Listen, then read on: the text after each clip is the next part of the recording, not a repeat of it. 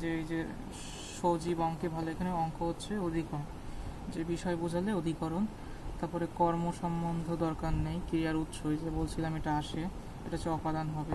বিকেল 5টা, এটা হবে অধিকরণ, সময় বোঝালে অধিকরণ, যদিও সবসময় সত্য না কিন্তু এসএসসি লেভেল অনুযায়ী।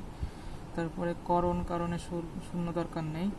তারপরে অধিকরণের সপ্তমী দরকার নেই, বাবাকে বড্ড ভয় পাই দরকার নেই।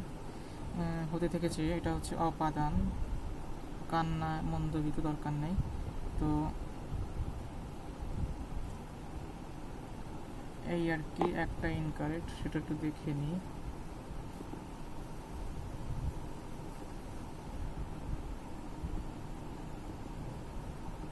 ও, এখানে মুক্ত করতে হবে, এটা যদিও আসবে না পরীক্ষার হলে, তাই আমি বাদ দিয়ে দিই সেভ করার থেকে।